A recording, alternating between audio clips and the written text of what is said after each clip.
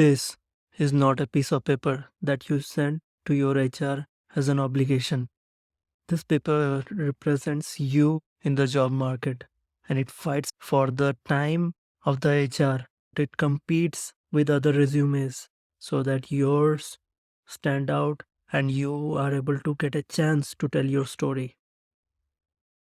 Welcome to this video where we tell you the mindset shifts that you need to make to get your resume to that level where it actually stands out as one of the best. So let's talk about them. First of all, number one, give your resume the priority it deserves. How much time do you spend on preparing your resume? Let me guess, 1 hour or even half a day. The remaining amount of time if you spend on preparing, how is that time worth if you're not even getting the chance to get the interview? And how is your preparation worth the time? The most important time you spend, which makes the impact in the beginning, is on your resume. So you have to give it the time. You have to give it more time than it deserves. First, you create the resume and then work on it to make it better. The second mindset shift that you need to have is treat your resume like a real estate where the value from top to bottom goes high to low.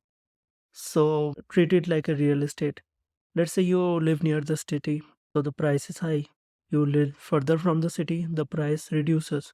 Just like that, you imagine your HR when it tries to skim through your resume, it has probably gone through 200 resumes before that, and it is going to go through 200 more after you.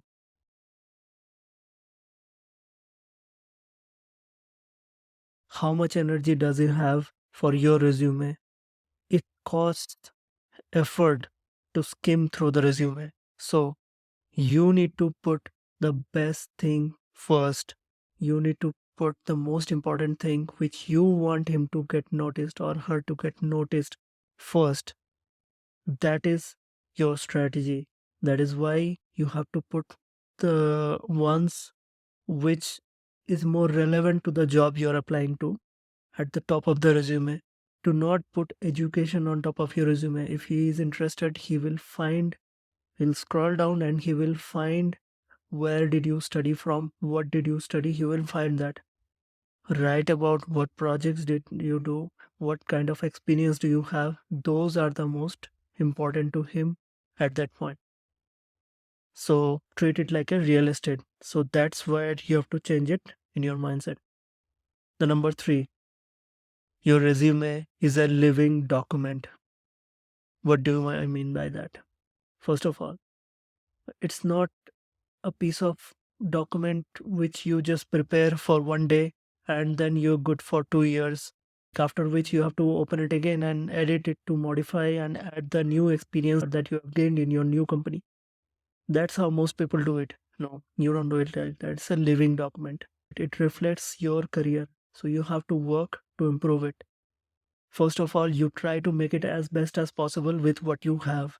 But if what you have is not enough, then you look at your competitors. Go on LinkedIn and find out other people and their resumes or their profiles and then match with your resume. Does their ones do better than you? You have to find the ones which are better than you. Then you have to see what is the difference. Which other points do they have which you don't, which makes theirs stronger than yours weak.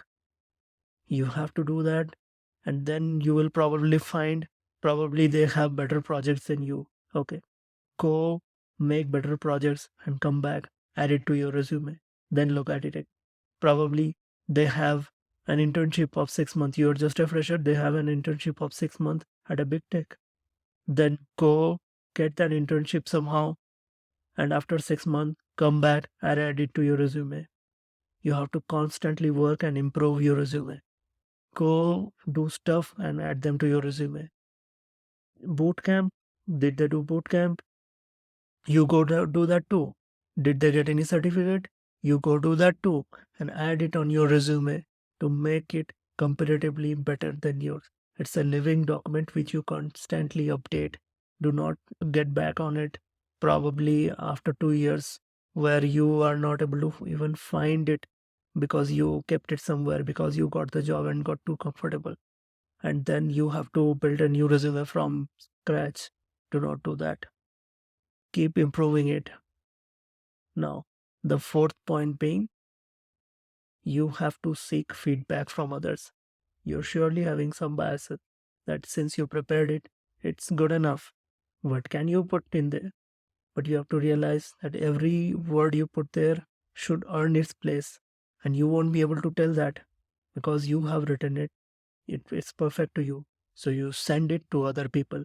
Go on LinkedIn, find people who are peer level to yours. So, or even ask one or two HRs if they're ready to help. But ask your peer levels and peer plus one levels for review. Send to 10 people, see how many replies back. You think people don't want to help, actually people are very helpful when you ask for help. I've seen that on LinkedIn. Ask for help and ask for their feedback, and after that analyze their feedback and what 10 people says and what 7 among them or 6 among them have in common. Take that and make the changes in your resume, make the improvement, and then go back to 10 more people, seek feedback, and get the changes back in your resume. Seek, improve, repeat. Seek, improve, repeat. This you have to do for several cycles. Go post on Reddit, go post on Discords where people are actually evaluating resumes. Get your resume game better because this is the fighter that fights for your HR's attention and finally gets you an interview. If you do not have an interview, your effort to crack the interview goes in vain. So if someone represents you, you want that person to be like a Mike Tyson, not like someone who is not capable of fighting and doesn't stand up even to their attention. Because this is how much time your resume has got.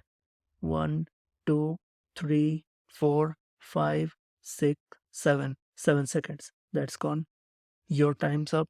The next resume's time will come. So within this time period, you have to get yourself noticed. So you have to be better at it. Now, there is a bonus tip. So after doing all of this, you can do one thing. When you are applying, you go to ChatGPT, and here's what you do differently. You take the job description and you submit it to ChatGPT along with your resume in text form and ask it to modify your resume based on the job descriptions without changing the facts. Look at 5 different iterations of it. I am sure you will get a pretty good resume. So I know it's very difficult to stare at a document completely and obsess about it, but your career is probably a 30 or 40-year long journey. You are just starting out. So it's worth it. Your efforts will pay off. So thank you for watching this video and please subscribe to this channel. We will keep posting videos like this. Once you got your figured out and you have sent it your resume to your HR and your HR is happy about it and he has called you for an interview. Now how to crack that interview? That's a whole new different ball game, especially if it is a big tech.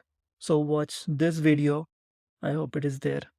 So watch this video to see the tried and tested method to easily crack the interview. Please watch this video. See you next time.